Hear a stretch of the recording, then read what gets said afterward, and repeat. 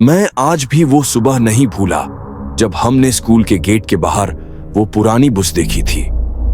एक आम सा स्कूल ट्रिप था जिसका नाम था हिल व्यू कैंप। सब हंसी खुशी शोर मचाते, तस्वीरें खींचते और किसी को अंदाजा नहीं था कि ये हमारा आखिरी ग्रुप फोटो बनने वाला है। मैंने बस की पिछली सीट पर एक लड़की देखी, लंबे बाल, सेफ्ट चेहरा और खाली निगाहें जो खिड़की से बाहर किसी अनजाने खाला में झुकी हुई थीं। मैंने अपने दोस्त रहील से कहा, यार ये नई स्टूडेंट है क्या? रहील ने हंसते हुए कहा, शायद टीचर्स के साथ कोई स्टाफ हो।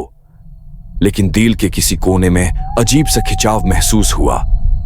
बस चाली, हवा में हल्की सर्दी थी, खिड़कियों के बाहर धुंध तैर रही थी, अंदर शोर था, हंसी थी, मगर बीच बीच में एक अनदेखा सन्नाटा महसूस होता था। ड्राइवर अंकल रेडियो पर पुराने गाने लगा रहे थे, मगर हर थोड़ी देर बाद रेडियो अचानक कदाकने लगता, जैसे सिग्नल किसी और तरफ चला गया हो। बस एक मोड़ पर पहुंची तो वो लड़की आहिस्ता से उठी, बस के बीच में खड़ी हुई। अचानक बस की लाइट्स फ्लिकर की, एक पाल को अंधेरा छा गया, फिर सब ठीक हो गया। मगर जब हमने पीछे देखा, वो लड़की गायब थी। सबने शोर मचाया। टीचर नीलम मैडम ने कहा, सब अपनी सीट पर बैठ जाओ। मैंने धीरे से खिड़की से बाहर झांका। सड़क के किनारे धुंध में वो ही लड़की खड़ी थी।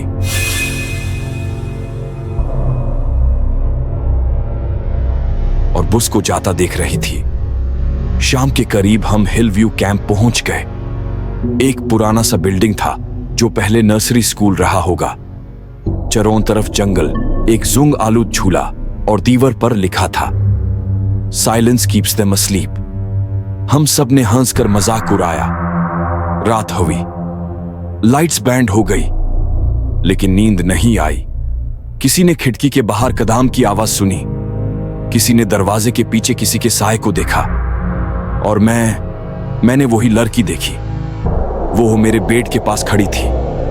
उसकी सांस मेरे चेहरे से 1 इंच के फासले पर थी।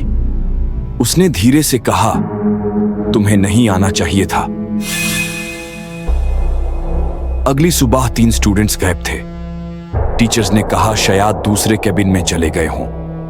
हमने पूरा कैंप छाना, कुछ नहीं मिला। स्विंग के पास एक छोटा सा सेफ्ड रिबन पड़ा था, बिल्कुल वैसा ही जैसे उस लड़की के बालों में था। रात होती गई, हवा भारी होने लगी। मेरी नजर खिड़की पर थी। धुंध के पार मुझे एक बस नजर आई, बिल्कुल वैसी ही जैसे हम में आए थे, मगर उस पर लिखा था रिटर्न ट्रिप 1989। मेरा दिल डूब गया। हमारा ट्रिप तो 2025 में था। रात को नीलम मैडम ने सबको इकट्ठा किया। उनके हाथ में एक पुराना रजिस्टर था। उस पर लिखा था 13 मार्च 1989। उसी तारीख को एक स्कूल ट्रिप यहां आया था। बस पहाड़ी से नीचे गिर गई थी और सब बच्चे मर गए थे। मैंने पूछा, क्या उन बच्चों में एक लड़की थी, सेफ्ट रिबन वाली? मैडम का चेहरा जाड़ पड़ गया। हाँ, सबसे छोटी स्टूडेंट आयशा। उसकी लाश कभी नहीं मिली थी। रात के 3 बज रहे थे। बाहर से एक अजीब सा शोर आया। हम सब दौड़ कर गए और सामने वो ही पुरानी बस खड़ी थी। हेडलाइट्स ऑन थी। दरवाजा धीरे से खुला। अंदर से धुंध निकाल रही थी और अंदर सीट्स पर बच्चे बैठे थे, खामोश, खाली आंखों से हमें देख रहे थे। पिछली सीट पर आयशा बैठी थी। उसने हाथ से हमें अंदर बुलाया और धीरे से कहा, वापस चलो, ट्रिप पूरा होना बाकी है। मैडम चिल्लाई, कोई पास मत जाओ। लेकिन मेरा दोस्त इमरान आगे बढ़ गया। उसने दरवाजे का हैंडल छुआ।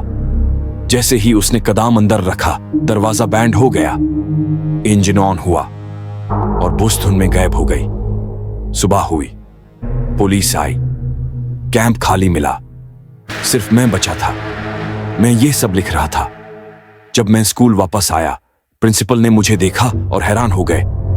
बोले, तुम तो उस बस में थे जो हादसे में सबके साथ गिर गई थी। तुम कैसे बच गए? मैंने धीरे से कहा, मैं वापस आ गया। प्रिंसिपल ने पूछा, कैसे? मैंने जवाब देने के लिए पीछे देखा और स्कूल के गेट के पास वही पुरानी बुस खड़ी थी। उस पर लिखा था, रिटर्न ट्रिप 2025। खिड़की से आयशा मुझे देखकर मुस्कुरा रही थी। कभी कभी हम सोच लेते हैं कि हम वापस आ गए हैं, मगर कुछ सफर ऐसे होते हैं जिनसे वापसी सिर्फ दिखाई देती है,